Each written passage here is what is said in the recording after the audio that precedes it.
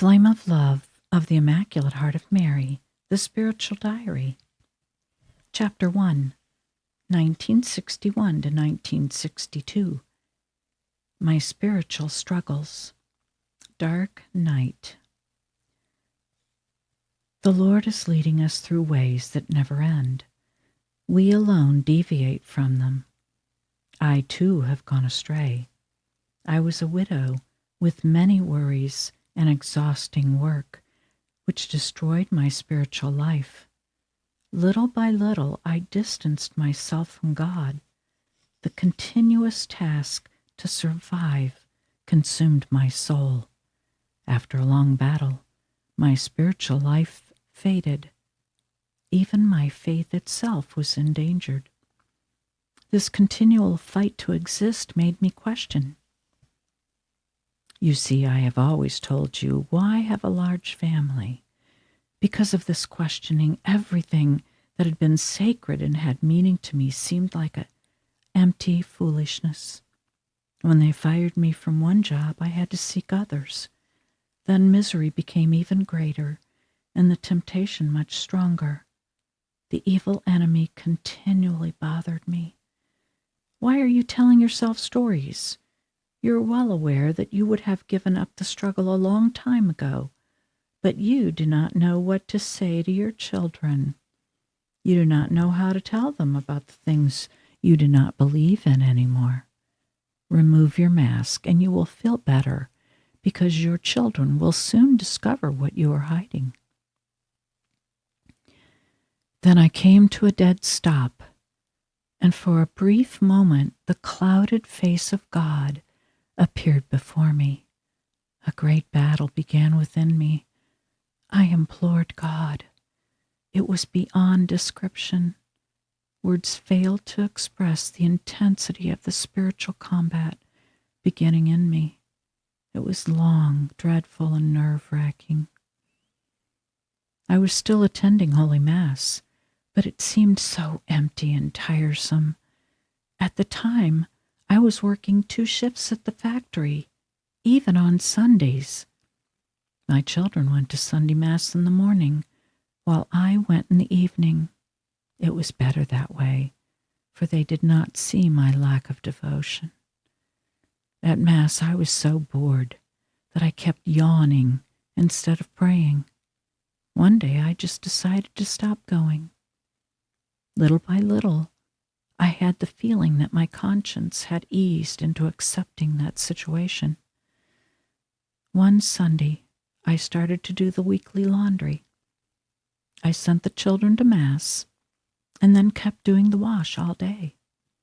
When evening came, my children warned me, "Mommy, it is 5:30. I felt uncomfortable, but I kept working. Finally, a few minutes before 6, one of my children said, "I beg you, please hurry." That shook me up and I went. However, in my emotional state, I did not know how to talk to God. My thoughts wandered. I thought, I am foolish. Why do I keep the fast of the 3rd order of the Carmel? It is insane. I will leave all of that behind. So I decided that I would no longer deprive myself of eating meat, since my nourishment was of such poor quality. I always observed the fasting without any difficulty, but only out of straight routine.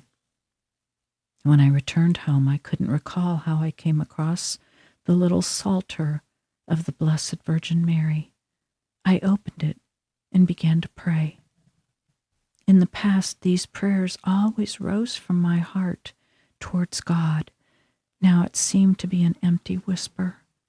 I reached for my old book of meditation, but my efforts were in vain.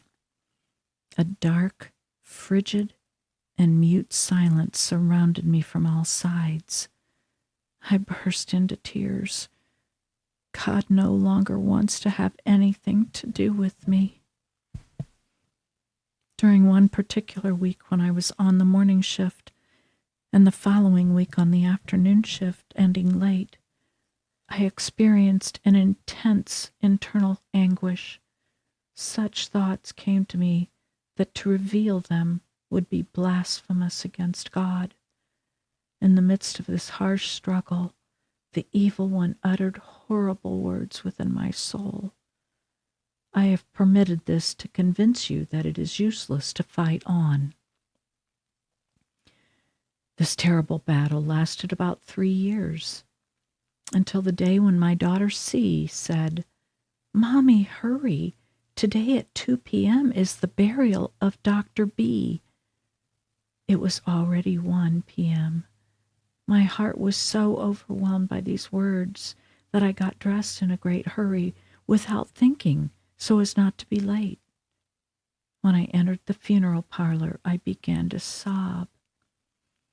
He is now happy where he is.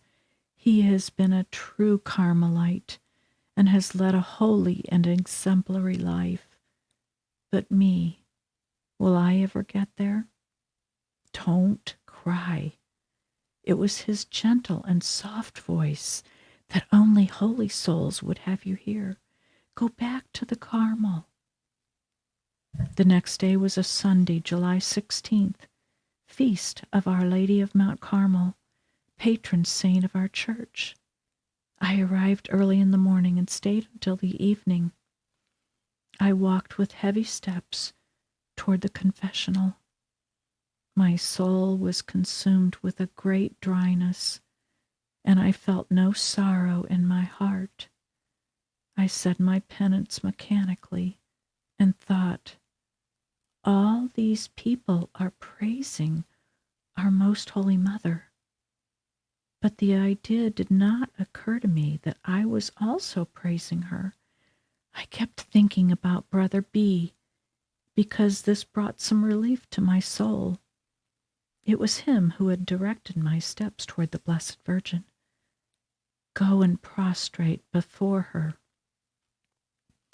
I did that, but I still couldn't find peace. When I arrived home late last night, I experienced a strange feeling, as if I had left my wounded and wasted soul at the Carmel. Although I had not eaten the whole day, I felt no hunger. The evil one took place near me once again. Why such foolishness? What use is all that to you? Get a good rest and pay no attention to these things. With a heavy heart, I went into the garden, and in the silence of the night, I wept abundantly. Under the starlight, in front of the statue of Our Lady of Lourdes in our garden, I began to pray with great fervor. In the morning, I quickly went to the small chapel where I used to go as a young mother, and accompanying Brother B at the table of the Lord. Once again today, it is the empathy I had for him that I felt was driving me there. Along the way, I met people who remembered me as a model young mother. That worried me because I felt that the evil one was tempting me with vanity. I implored, "Dear Heavenly Mother, I do not want to ever be unfaithful to you. Do not abandon me. Hold me tight. I do not trust myself. My steps are so unsteady." During Holy Mass, I was praying the Lord Jesus continually. Lord, forgive my sins. I did not dare go to the Lord's table, even though the person next to me took me by the arm and said, "Come on, let's go."